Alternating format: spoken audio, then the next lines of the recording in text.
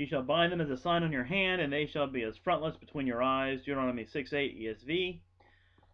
Okay, hands and eyes here, and we want to do, before you read Genesis 1. What this means is I want to do a series of videos about the Bible, starting with Genesis 1. I've actually had that in mind all along, kind of been practicing on some other things. So, however, I think we need to do some debris clearing first, or at least just get some things out of the way. If we're going to read Genesis 1, we're going to see some things commonly called the three-decker universe or the three-story universe. And I just want to talk to you about what that means and why it shouldn't stop you from reading Genesis 1. Alright, so let's take a blank slate here and then put a person in it, just deftly drawn by me. Okay, so you have a person. This person stands upright on his feet, let's say, so it's kind of an adult, but in any case, he's going to be standing on something. What do we call that? We'll call that land. And if he looks up above him, standing on this land, he's going to see something bluish or dark with, lights in it at night, and he's probably going to call this sky or something equivalent. And then if you look down below the land, you're gonna, oh, I'm sorry, I forgot. There might be some clouds in the sky. That's actually pretty important. I'm not going to say much about it yet, but it's just one of those basic features of the Bible that really can't be forgotten. It's important. Okay, stay tuned for that. But in any case, if he looks below the land, he's going to see some water. We'll call that sea. Alright, now, you see, this is the basic kind of furniture of the universe. We look around us, as long as we're standing upright and we're in a gravity well, we see the water goes below the land and the land's underneath the sky. So we could say, let's look at number 1, our first story, our top story. We see the heavens above. Secondly, we see the earth beneath. Then we see 3, we see the waters under the earth. Now, a lot of translations don't take out the plurals in heavens and waters. In Hebrew, they're plural. The point here is, this by the way, is these terms come from Deuteronomy 5:8, but I could have brought them from a lot of other places.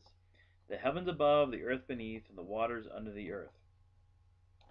The fact that the world is round, the fact that it orbits around the sun, that doesn't change this. As long as we stand on the earth, we're going to see kind of a house, an upper story, lower story, and a middle story. This is just the way the world works. If you stand on the beach, you're going to see the world of Genesis 1 and the rest of the Bible. Now, does that mean that there couldn't be circumstances in which Genesis 1 would be more of a problem for us? Well, sure. I mean, if, say you were to go into outer space. Well, if you were to float around in outer space, do a spacewalk, there would be no up or down. There would be no 3 stories. So, obviously, in that case, you'd have to talk about what Genesis 1, it would take you'd have to imagine you're back on Earth to read Genesis 1. That's true. And maybe someday, say we decide to colonize the oceans, and maybe, let's get back to there we go. Maybe we'll eventually, genetically modify ourselves to be fish or something with no real up or down, where our feet aren't below our heads, something like that. In those circumstances, it's possible to believe that, Genesis 1 might take some explaining, but basically, and, by the way, there's a lot of other places in the Bible, basically, as long as we're standing in the world as we know it, we're going to be aware of the kind of things that Genesis 1 and other passages talk about. These are not making great cosmological statements about how gravity works between all the different things that are in the universe. They're talking about the human environment, the human world. In the human world, you can see the sky above you, you can see the sea below you, you can see that you're standing on the land. In that world, there are indeed 3 stories, and that's sort of where the Bible takes off. And just like we're not making some kind of anti-scientific statement when we say sunrise or sunset, so the Bible's not either when it does this. So that's all. I just wanted to get that out of the way. I'm not going to say much more about it when we go through Genesis 1, but maybe a little bit more about it. But I just wanted to have the air cleared right now. That this is the basic kind of furniture of the universe. The Bible deals with our universe as we experience it, not as we read about it in books, like textbooks.